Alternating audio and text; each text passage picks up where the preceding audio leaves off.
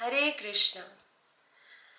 तो आज हम चर्चा करेंगे कुरुक्षेत्र में कृष्ण का गोपियां एवं अन्य संबंधियों से मिलना। सूर्य ग्रहण। सूर्य ग्रहण जब भगवान श्री कृष्ण द्वारका में थे तब ऐसा सूर्य ग्रहण हुआ जैसा लग रहा था कि पूरे ब्रह्मांड जैसे विनष्ट होने वाले हैं, बहुत ही दीर्घ काल तक जैसा।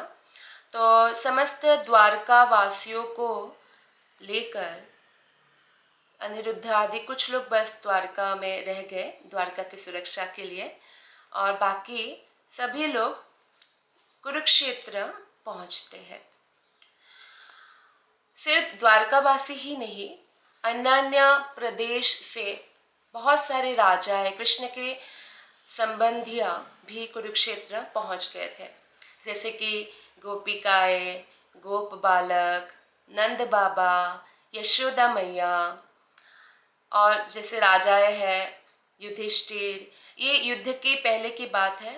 युधिष्ठिर, भीष्म, कृपाचार्य, द्रोणाचार्य और भी अन्य राजाएं थे, जैसे धृतराष्ट्र, कुंती भोज, विराट, भीष्मक, नागजीत, पुरुजीत, द्रुपद जो द्रौपदी के पिता है, काशीराज, दमघोष, मैथिल, माद्र, केकय आदि अन्य प्रदेशों से भी राजाएं आए थे।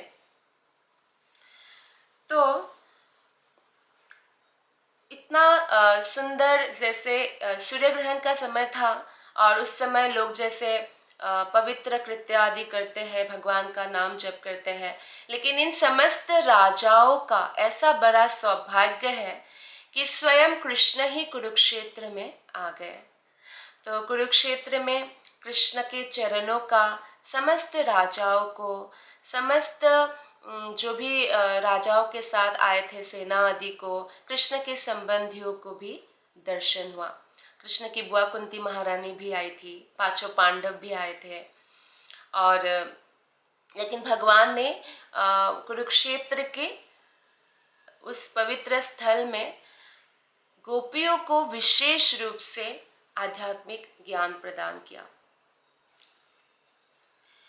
कृष्ण जो है गोपियों के आध्यात्मिक गुरु और गंतव्य स्थान है, परम लक्ष्य है। गोपियां कृष्ण के अलावा और कुछ भी नहीं जानती है, वो कृष्ण की शुद्धतम भक्त है। इसीलिए श्रील रूप गोस्वामी ने उपदेशामृत के 10वां श्लोक में बताया है कि समस्त प्रकार की भक्त में गोपियां सर्वोत्तम है। क्यों? क्योंकि गोपियां हमेशा सदा ही कृष्ण पर निर्भर रहती है।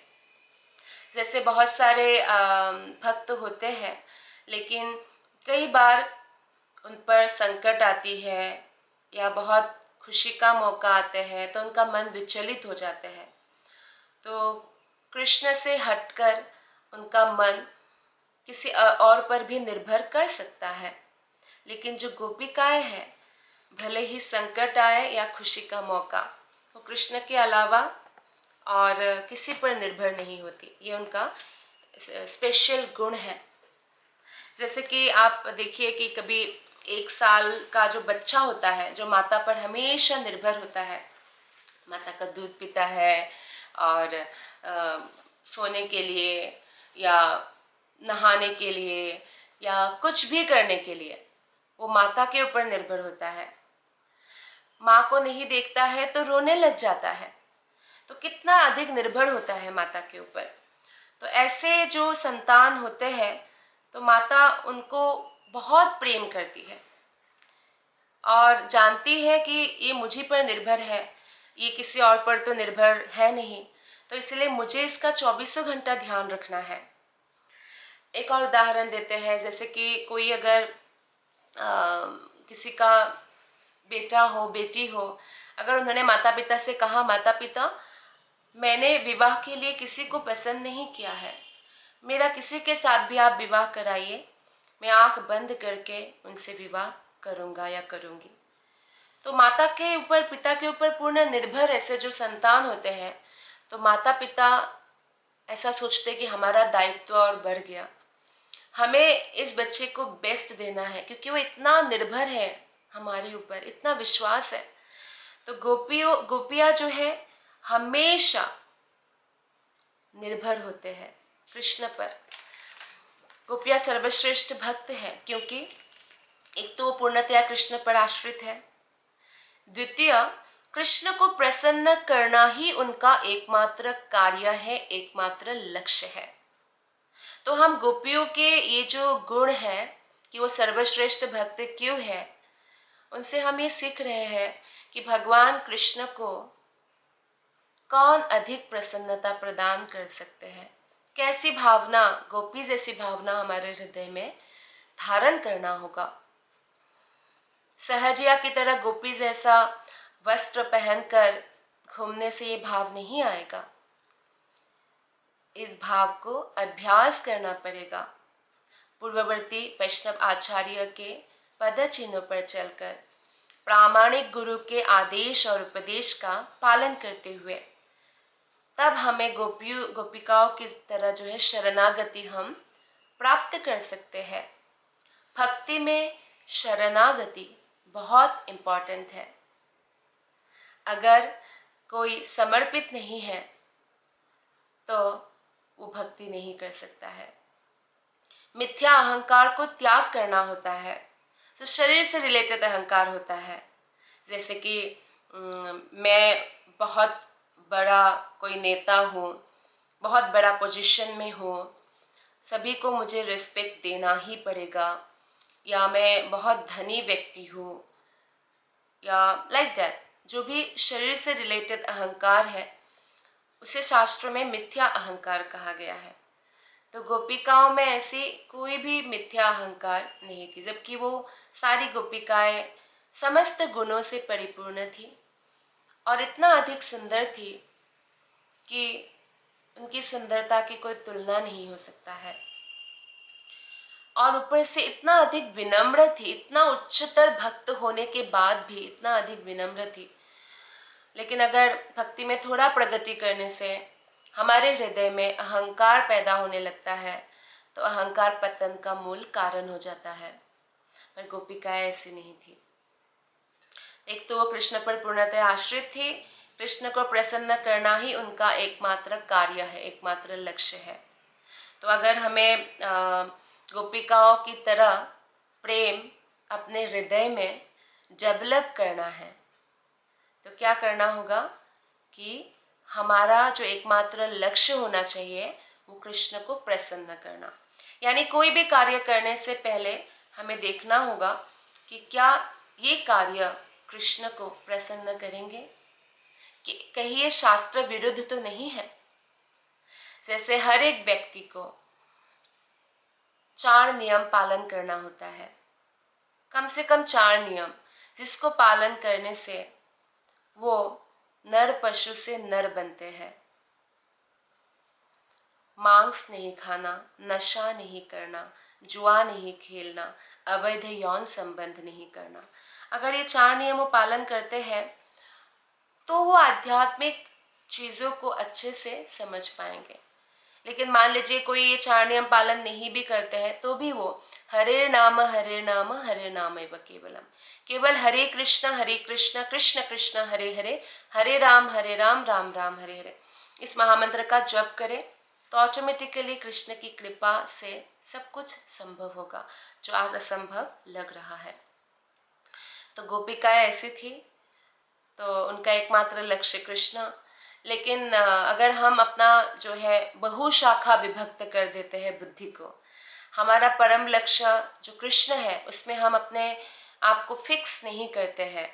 जैसे कभी आप पहाड़ में घोड़े में अगर जाते होंगे, छोटी सी जैसे रास्ता है ऊपर की ओर जा रही है, तो घोड़े को ऐसा कर देते हैं कि वो आसपास जो है देख ना पाए, घोड़े के आंखों के आसपास कुछ लगा देते हैं ताकि वो सीधा ही देखे, क्योंकि अगर इधर उधर देखेगा तो वो भ्रमित हो जाएगा।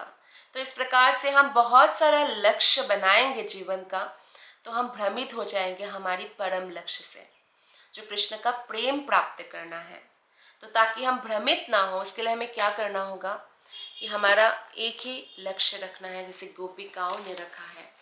और बाकी सब जो लक्ष्य है वो गौण है, वो लक्ष्य पूरा होगा, हम प्रयास करेंगे। जैसे कि किसी का कोई कर्तव्य पालन होता है भौतिक जगत में, वो अपने, जैसे उनका पुत्र हुआ, वो अपने पुत्र को बहुत सफल बनाना चाहते हैं, लेकिन हम ऐसा, हमारे हाथ में नहीं है।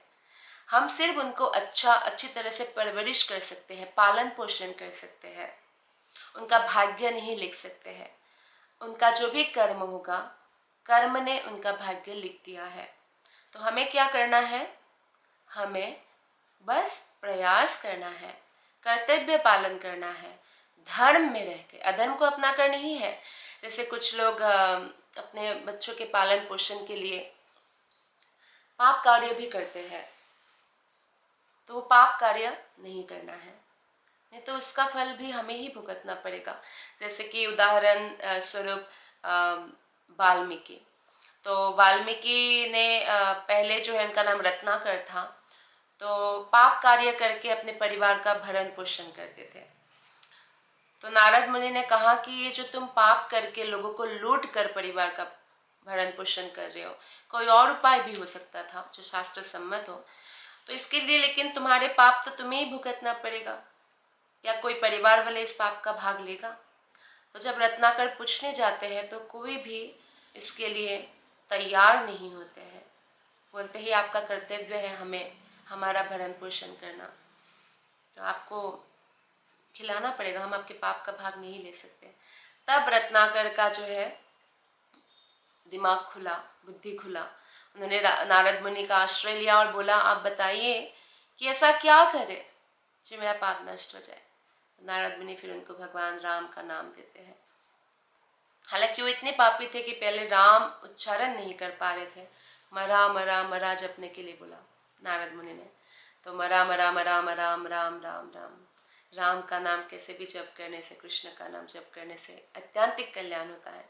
तो ये गोपिकाओं के बहुत सुंदर गुण है।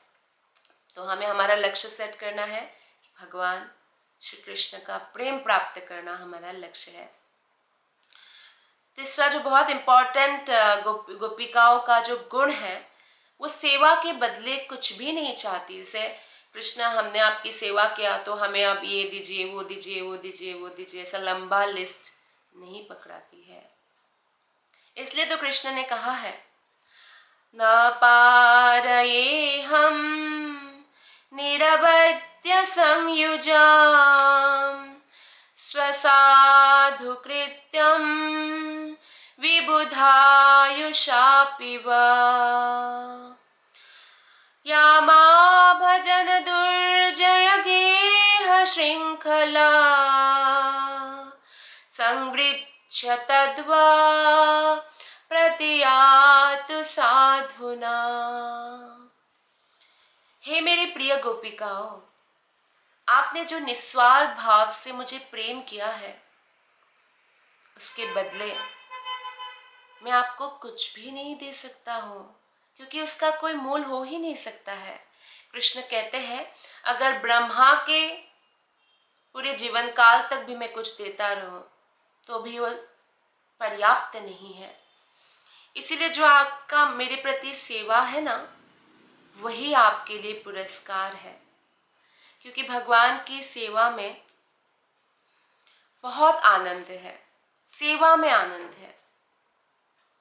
क्योंकि जैसे जैसे हम भगवान की निस्वार्थ भाव से और अत्यंत प्रेम पूर्वक सेवा करते जाते हैं, वैसे वैसे हम भगवान के अनुग्रह प्राप्त करते हैं, कृपा प्राप्त करते हैं।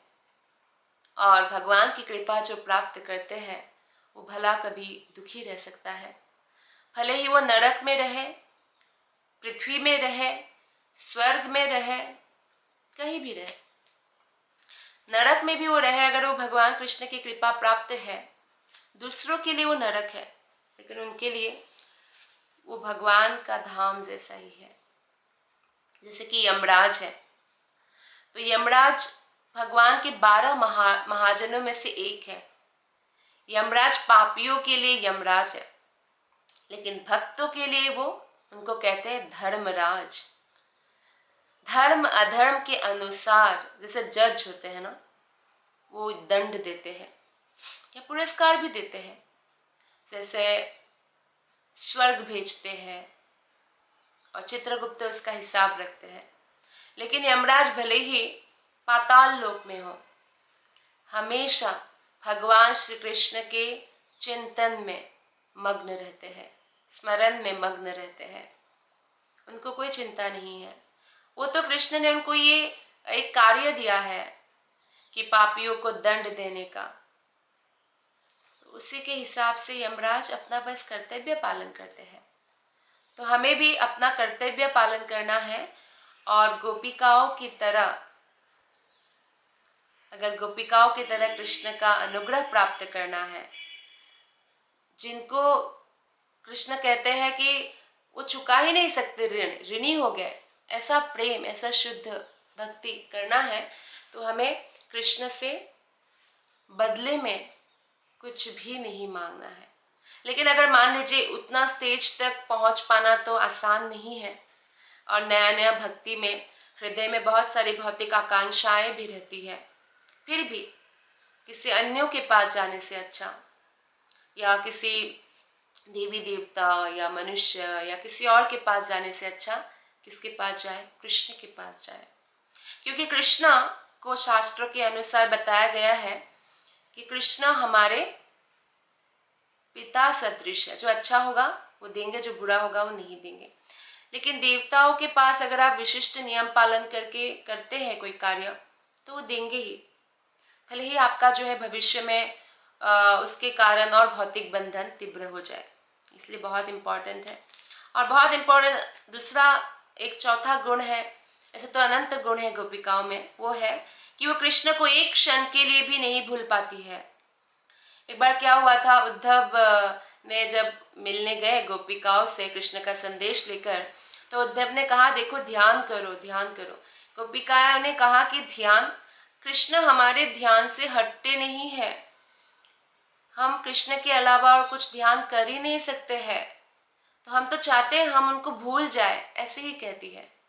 लेकिन कृष्ण के ध्यान में जो उनको आनंद है, विरह में जो आनंद है, विरह का आनंद जो है आध्यात्मिक जगत में मिलन के आनंद से भी बढ़कर है।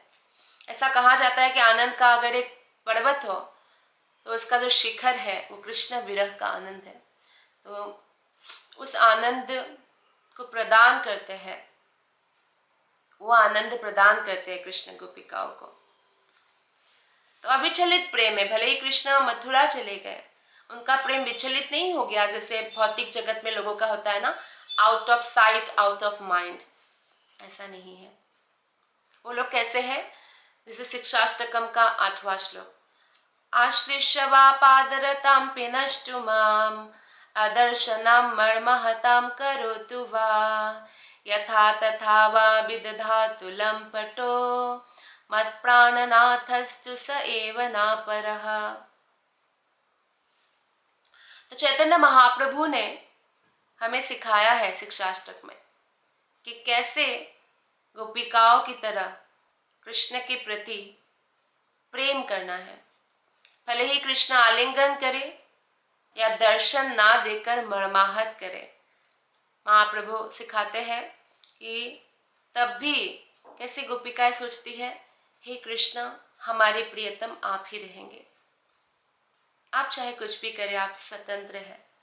लेकिन भक्त जानते हैं भगवान कार्य से स्वतंत्र तो है, लेकिन उनका स्वभाव जो है शरणागत वत्सल है, भक्त वत्सल है। आपने देखा श्री रामचंद्र ने रावण के भाई विभीषण के आने पर कुछ भी विचार किए बिना या कुछ भी इंक्वायरी किए बिना कि ये कहीं हमारी भेद जानने के लिए तो नहीं आए, शरण लेते ही शरण दे दिया। उन्होंने ये यहाँ तक कह दिया कि विभीषण का छोड़ो, अगर रावण भी शरण में आएंगे ना तो तुरंत माफ कर दूंगा।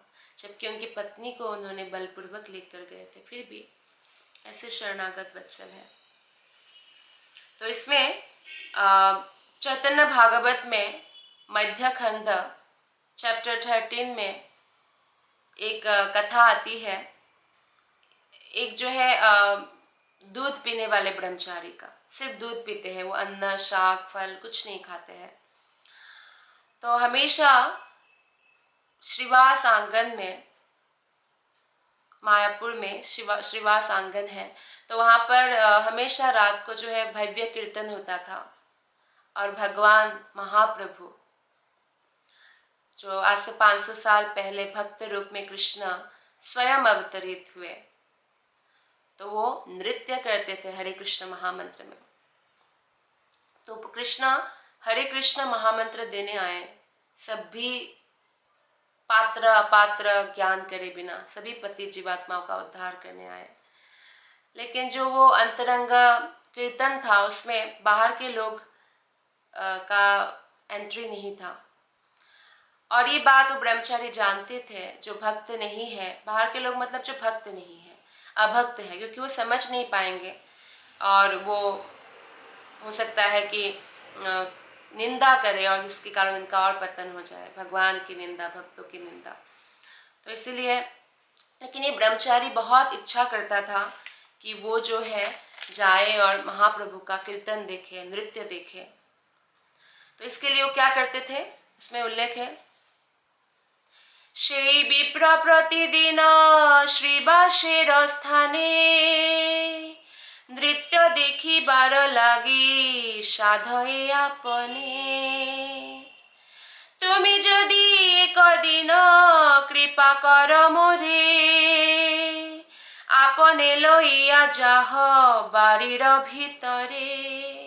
श्रीवास ठाकुर जो भगवान चैतन्य महाप्रभु के शुद्ध भक्त है, नारद मुनि का अवतार है, उनके पास जाकर, उनके घर में होता था ना कीर्तन, तो बोलते हैं और रोज जाने लगे, रोज, और जाकर क्या कहते हैं, तुमी यदि एक दिन कृपा करो मोरे, हे श्रीवास ठाकुर आप यदि एक दिन मेरे ऊपर कृपा कर दे, आपने लोइया जाहो बारीर भीतरे, आप खुद ही मुझे अपने घर के भीतर ले जाएंगे।